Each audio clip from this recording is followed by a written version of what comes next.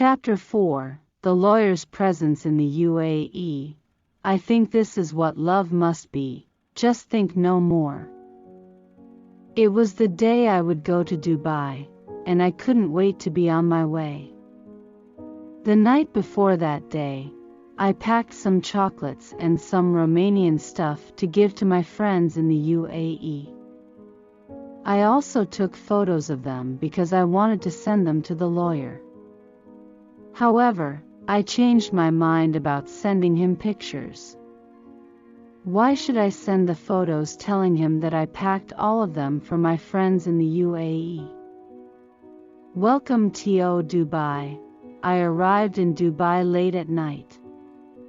A Jordanian friend of mine picked me up from the airport. I stayed at his place for one night because Sharjah is quite far away to travel at that hour. I needed to stay there.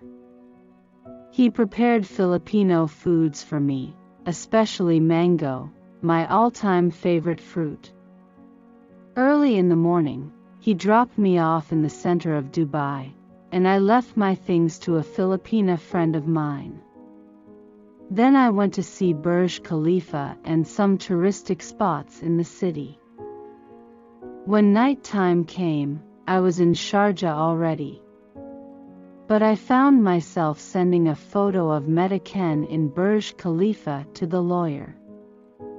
I sent him my regards from Dubai. He responded, telling me to enjoy my time there. I replied to his message again, but he gave me his reply a day after. Welcome to Sharjah. I enjoyed myself in Sharjah. I found a Filipino community there who invited me to go to a dragon boat training with them. It was so much fun. I felt so accepted by the community that I believed they would always remember me. I decided to travel to Dubai because of my broken heart. I wanted to travel to forget everything. However, while I was enjoying myself in another country, I realized that I didn't feel any pain anymore. I was looking for the pain, but I couldn't find it anymore. In fact, I was thinking of someone. I was looking for the lawyer. But I didn't take it seriously, again. For me, it was just a normal feeling. It was because I thought I was just enjoying myself, so that I couldn't feel the pain anymore with regards to my ex-boyfriend. Days after, I decided to travel to Abu Dhabi, perhaps my main destination in the UAE. A Filipino who was such a very close friend of mine and so dear to my heart used to live there. I wasn't leaving UAE without seeing him. When a pleasurable moment comes, and we find ourselves sharing it with someone, then that is how we know we're in love. But we have to wait until we fully grasp what's going on. When love is already there, it never leaves us even if we travel from a distance, even if we lose sight of the person. Their presence goes where our heart is. Welcome back to Bucharest. 2 years ago, before I traveled to the UAE, I was in Cambodia. While I was there, I planned to cross the border of Vietnam. I asked a Vietnamese friend of mine whom I met in Bucharest a year ago some questions about the country. He told me that he had a Romanian friend living in Hanoi, Vietnam, and he could put me in contact with him. However, as I was only at the border of Vietnam and Cambodia, I decided to go to Laos. We didn't meet at that time. When I turned 25, that Romanian guy sent a birthday greeting to me. It was July, almost 2 months before I went to the UAE. So, before I went back to Romania, I told him that I stopped by in Bucharest. He told me that he could host me. I agreed. He seemed friendly and very welcoming. The second day of mine in Bucharest, we went to a vineyard. I was with him, his brother and his brother's girlfriend.